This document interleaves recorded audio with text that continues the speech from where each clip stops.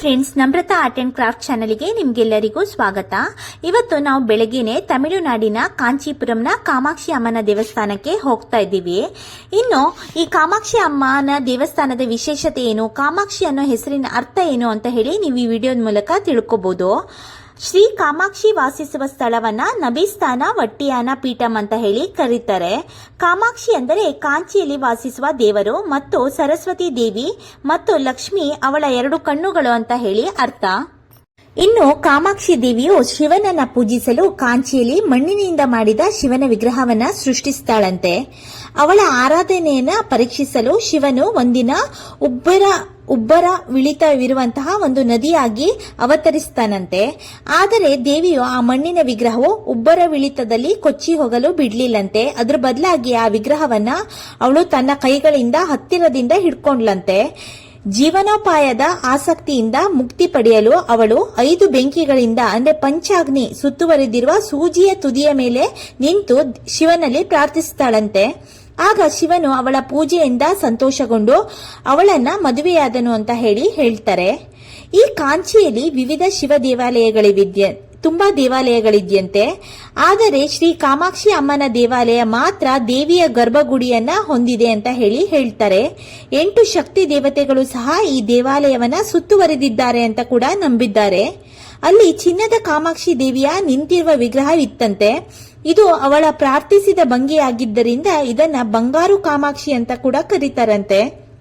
ದೇವಾಲಯದಲ್ಲಿ ಯಾರಾದ್ರೂ ದಾಳಿ ಮಾಡಬಹುದು ಅನ್ಕೊಂಡು ಆ ಚಿನ್ನದ ವಿಗ್ರಹವನ್ನ ತಂಜಾವೂರಿಗೆ ಸ್ಥಳಾಂತರಿಸಿದ್ರಂತೆ. ಕಾಮಾಕ್ಷಿ ದೇವಿಯ ಆಶೀರ್ವಾದದಿಂದ ಒಬ್ಬ ಮೂಕ ಪಂಚಶತಿ 500 ಶ್ಲೋಕಗಳನ್ನ ಹೊಂದಿರುವಂತಹ ಕೃತಿಯನ್ನ ರಚಿಸ್ತಾನಂತೆ. ಈ ಕಾಮಾಕ್ಷಿ ದೇವಿಯು ಮಕ್ಕಳಿಲ್ಲದ ದಂಪತಿಗಳಿಗೆ ಮಕ್ಕಳನ್ನ ಆಶೀರ್ವದಿಸ್ತಾಳೆ, ಮೂಕರನ್ನ ಕವಿಗಳನ್ನಾಗಿ ಮಾಡುತ್ತಾಳೆ ಅಂತ ಹೇಳಿ ಕೂಡ ಜನ ನಂಬಿದ್ದಾರೆ. ಕಾಮಾಕ್ಷಿ ದೇವಿಯ ಮೂರ್ತಿಯ ಬಗ್ಗೆ ಇರುವ ವಿಶೇಷತೆಯನ್ನ ಇವಾಗ ತಿಳ್ಕೊಳ್ಳೋಣ.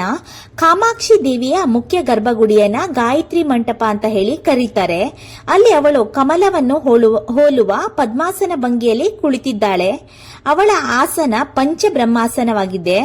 ಅವಳು 4 ತೋಳುಗಳನ್ನ ಹೊಂದಿದ್ದಾಳೆ. ಅವಳು ಕಬ್ಬಿನ ಬಿಲ್ಲು ಮತ್ತು ಕಮಲವನ್ನ ಹಿಡಿದಿದ್ದಾಳೆ ಮತ್ತು ದೈವಿಕ ಚಕ್ರಗಳಾದ ಪಾಶ ಮತ್ತೆ ಅಂಗುಶವನ್ನ ಹಿಡಿದಿದ್ದಾಳೆ.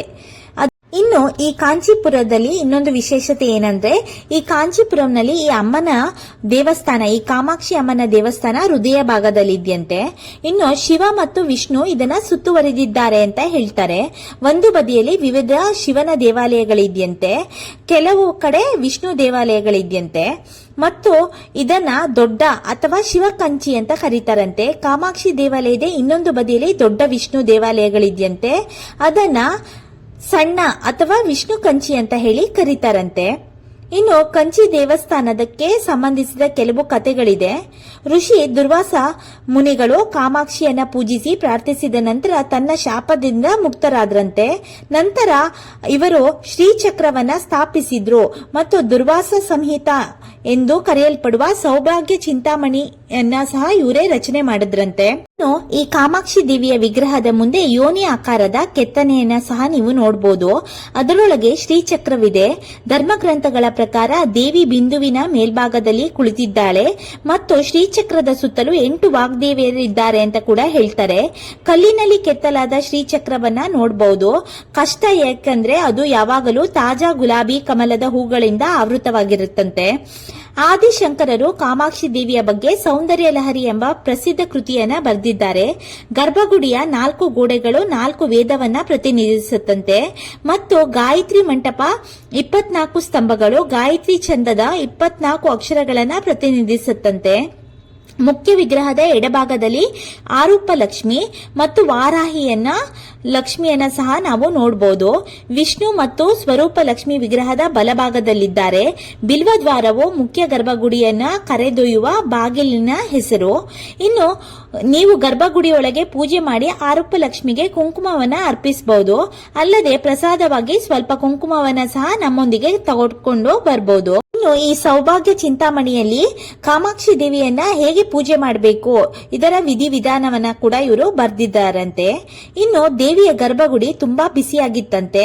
ಅದು ಅವಳ ರೌದ್ರ ರೂಪವನ್ನ ಸೂಚನೆ ಮಾಡ್ತಾ ಇತ್ತಂತೆ. ಆಗ ಆದಿಶಂಕರಾಚಾರ್ಯರು ಅವಳನ್ನ ಸಮಾಧಾನ ಪಡಿಸಿ ನಂತರ ಅವಳನ್ನ ಶಾಂತಿಯುತ ರೂಪದಲ್ಲಿ ಬರುವಂತೆ ಮಾಡಿದ್ರಂತೆ. ಆಗ ಅವರು ಸೌಂದರ್ಯ ಲಹರಿ ಎಂಬ ಕೃತಿಯನ್ನ ರಚಿಸಿದ್ರು ಅಂತ ಕೂಡ ಹೇಳ್ತಾರೆ. ಇನ್ನು ಅಯೋಧ್ಯೆಯ ಸೂರ್ಯವಂಶಸ್ಥನಾದಂತಹ ರಾಜ ದಶರಥನು ಮಗುವಿನ ಜನನಕ್ಕಾಗಿ ಇಲ್ಲಿ ಪುತ್ರ ಕಾಮೇಶಿ ಯಾಗವನ್ನ ಮಾಡಿದ್ರು ಅಂತ ಕೂಡ ಹೇಳ್ತಾರೆ. ನಂಬಿಸ್ಥಾನಂ ನಲ್ಲಿ ಪೂಜೆ ಸಲ್ಲಿಸಿದ ನಂತರ ರಾಜನಿಗೆ ಕೆಲವೇ ತಿಂಗಳುಗಳಲ್ಲಿ ಮಗು ಜನಿಸಿತು. ದೇವಿ ಕಾಮಾಕ್ಷಿ ಕೂಡ ಇದೇ ಕುಲಕ್ಕೆ ಸೇರಿದ ಕುಲದೇವಿ ಅಂತ ಕೂಡ ಹೇಳ್ತಾರೆ. ಅಂದಿನಿಂದ ಮಕ್ಕಳಿಲ್ಲದ ದಂಪತಿಗಳು ಇಲ್ಲಿ ಪ್ರಾರ್ಥಿಸಿದ ನಂತರ ಮಕ್ಕಳನ್ನ ಪಡೆದಿದ್ದಾರೆ ಅಂತ ಕೂಡ ನಂಬ್ತಾರೆ.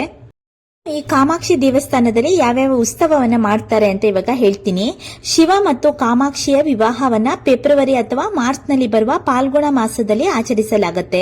ವಿವಾಹವಾಗಲಿರುವ ಜನರು ಈ ಹಬ್ಬಕ್ಕೆ ಬಂದು ಹಾಜರಾದ್ರೆ ಅವರ ಮದುವೆ ಕೂಡ ಆಗತ್ತೆ ಅಂತ ಹೇಳಿ ನಂಬಿಕೆ ಇದೆ. ಈ ವಿಶೇಷ ದಿನದಂದು ಕಾಮಾಕ್ಷಿ ದೇವಿಯನ್ನ ದೋಣಿ ವಿಹಾರಕ್ಕೆ ಕರೆದೊಯ್ಯಲಾಗುತ್ತೆ. ದ್ವಾರಕಿಯಲ್ಲಿರುವ ರುಕ್ಮಿಣಿ ದೇವಸ್ಥಾನದಲ್ಲಿಯೂ ಈ ದಿನವನ್ನ ಆಚರಿಸ್ತಾರಂತೆ. ಇನ್ನು ಶಾರದಾ ನವರಾತ್ರಿ ಅಥವಾ ಚೈತ್ರವನ್ನ ಭಾರತದ ಇತರ ದೇವಿ ದೇವಾಲಯಗಳಲ್ಲಿ ಕೂಡ ಆಚರಿಸ್ತಾರಂತೆ. ಪ್ರತಿ ಹುಣ್ಣಿಮೆಯ ದಿನ ಅಥವಾ ಹುಣ್ಣಿಮೆಯೆಂದು ವಿಶೇಷ ಆಚರಣೆಯನ್ನ ನೆರವೇರಿಸ್ತಾರಂತೆ.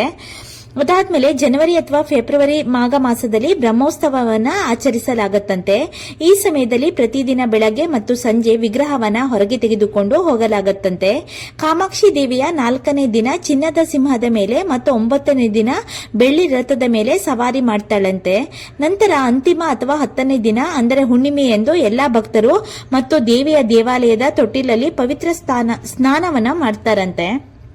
ಚೈತ್ರ ಮಾಸದ ಮೊದಲ ದಿನದಂದು ಕಾಮಾಕ್ಷಿ ಅಮ್ಮನ ಚಿನ್ನದ ರಥದಲ್ಲಿ ಸವಾರಿ ಮಾಡ್ತಾರಂತೆ. ಪ್ರತಿದಿನ 4 ಪೂಜೆಯನ್ನ ಇಲ್ಲಿ ನೆರವೇರಿಸ್ತಾರಂತೆ. ನವರಾತ್ರಿ, ಶಂಕರ ಜಯಂತಿ, ಆದಿ ವಸಂತ ಉತ್ಸವ, ಉಪ್ಪಿಸಿ ಪೂರಂ ಈ ದೇವಾಲಯದಲ್ಲಿ ಆಚರಿಸುವ ವಿಶೇಷ ಹಬ್ಬಗಳಾಗಿವೆ. ಇನ್ನು ಈ ಶಕ್ತಿಪೀಠ ಇರೋ ಈ ಕಾಂಚೀಪುರ ಬಹಳ ಮಹತ್ವದ್ದು. ಈ ನಗರಕ್ಕೆ ಕಾಂಚೀಪುರ ಎಂಬ ಹೆಸರು ಬ್ರಹ್ಮ ಮತ್ತು ವಿಷ್ಣುವಿನಿಂದ ಬಂತು ಅಂತ ಹೇಳ್ತಾರೆ. ಅಂದ್ರೆ ಬ್ರಹ್ಮ ಈತ ವಿಷ್ಣುವನ್ನ ಪೂಜಿಸಿದ ಸ್ಥಳವೇ ಈ ಕಂಚಿ. ಆದ್ದರಿಂದ ಈ ಸ್ಥಳಕ್ಕೆ ಕಾಂಚೀಪುರಂ ಅಂತ ಹೇಳಿ ಹೆಸರು ಬಂತಂತೆ. ಈ ಕಾಂಚೀಪುರಂನಲ್ಲಿ ಮಹಾವಿಷ್ಣುವು 18 ಸ್ಥಳಗಳಲ್ಲಿ ನೆಲೆಸಿದ್ದಾನೆ ಮತ್ತು ಶಿವ 108 ಶಿವನ ದೇಗುಲವಿದೆ ಅಂತ ಕೂಡ ಹೇಳ್ತಾರೆ. ಇನ್ನು ಈ ಕಾಮಾಕ್ಷಿ ದೇವಿಯ ಆರಾಧಕರು ಪಲ್ಲವರು. ಈ ದೇವಾಲಯವು ಪಲ್ಲವ ರಾಜರ ಕೊಡುಗೆ ಅಂತ ಕೂಡ ಹೇಳ್ತಾರೆ. ಈ ದೇವಾಲಯದಲ್ಲಿ 5 ಗೋಪುರಗಳಿವೆ. ಗಾಯತ್ರಿ ಮಂಟಪ, ಕಾಮಕೋಟಿ ಕಾಮಾಕ್ಷಿ, ಅಂಜನ ಕಾಮಾಕ್ಷಿ, ತಪಸ್ ಕಾಮಾಕ್ಷಿ, ವರಾಹಿ, ಸಂತಾನ ಸ್ತಂಭ ಸ್ಥಳಗಳು ತುಂಬಾನೇ ಸುಂದರವಾಗಿದೆ. ಇನ್ನು ಕಂಚಿ ಕಾಮಾಕ್ಷಿ, ಮಧುರೆ ಮೀನಾಕ್ಷಿ, ಕಾಶಿ ವಿಶಾಲಾಕ್ಷಿ ಈ 3 ಹೆಸರನ್ನ ಕೇಳದ ಹಿಂದೂಗಳೇ ಇಲ್ಲ. ಈ 3 ಸ್ಥಳಗಳಲ್ಲಿ ಭಕ್ತರನ್ನ ಕಾಪಾಡುತ್ತಿರುವ ಮಹಾಮಾತೆಯೇ ಈ ಆದಿಪರಾಶಕ್ತಿ. ಹಾಗಾದರೆ ಕಂಚಿ ಕಾಮಾಕ್ಷಿ, ಕಂಚಿಯಲ್ಲಿರುವ ಈ ದೇವರಿಗೆ ಕಾಮಾಕ್ಷಿ ಅಂತ ಯಾಕೆ ಹೆಸರು ಬಂತು ಅಂದ್ರೆ ಸಂಸ್ಕೃತದಲ್ಲಿ ಕಾ ಅಂದರೆ ವಿದ್ಯಾಧರೆ, ಸರಸ್ವತಿಯನ್ನ ಪ್ರತಿನಿಧಿಸುತ್ತೆ ಮತ್ತು ಮ ಪದದ ಅರ್ಥ ಐಶ್ವರ್ಯ ಲಕ್ಷ್ಮಿ, ಅಕ್ಷಿ ಅಂದರೆ ಕಣ್ಣು. ಹೀಗೆ ಕಾಮಾಕ್ಷಿ ಅಂದರೆ ವಿದ್ಯೆ ಮತ್ತು ಐಶ್ವರ್ಯ ಕರುಣಿಸುವ ತುಂಬು ಕಣ್ಣುಗಳ ತಾಯಿ ಅಂತ ಹೇಳಿ ಅರ್ಥ. ಇನ್ನು ಈ ಕಂಚಿ ಪೀಠವನ್ನ ಕಂಚಿ ಕಾಮಕೋಟಿ ಅಂತ ಕೂಡ ಕರೀತಾರೆ. ಇನ್ನು ಒಂದು ಪುರಾಣದ ಕತೆ ಇದೆ ಈ ಕಾಮಾಕ್ಷಿ ದೇವರ ಬಗ್ಗೆ, ಅದನ್ನ ಇವಾಗ ಹೇಳ್ತೀನಿ. ಅಂಧಕಾಸುರ ಅಂತ ಹೇಳಿ ಒಂದು ಶಕ್ತಿಶಾಲಿಯಾದಂತಹ ಒಂದು ರಾಕ್ಷಸನಿದ್ನಂತೆ. ಆತ ಬ್ರಹ್ಮನಿಂದ ವರ ಪಡೆದಿದ್ನಂತೆ. ಅದರಿಂದ ಆತ ತುಂಬಾ ಪರಾಕ್ರಮಿಯಾಗಿ ಭೂಲೋಕದ ಋಷಿ ಮುನಿಗಳಿಗೆ, ದೇವತೆಗಳಿಗೂ ಕಷ್ಟ ಕೊಡ್ತಿದ್ನಂತೆ. ತಮಗೆ ಬಂದ ಕಷ್ಟವನ್ನ ಪರಿಹರಿಸುವಂತೆ ದೇವತೆಗಳು ಶಿವನ ಬಳಿ ಹೋಗ್ತಾರಂತೆ.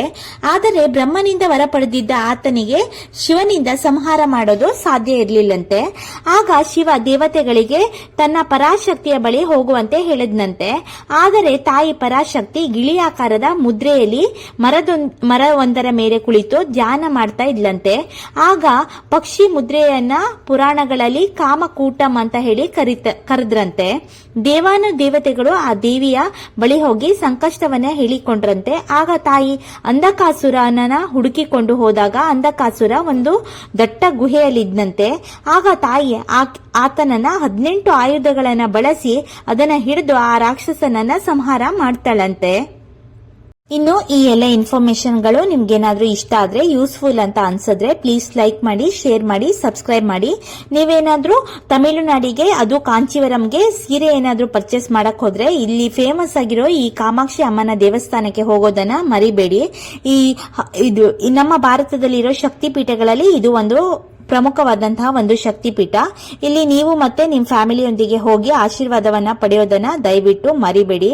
ಈ ಎಲ್ಲ ಇನ್ಫಾರ್ಮೇಶನ್ ನಿಮ್ಗೆ ಯೂಸ್ಫುಲ್ ಆಗಿದೆ ಅಂತ ಹೇಳಿ ಅನ್ಕೋತೀನಿ. Thank you.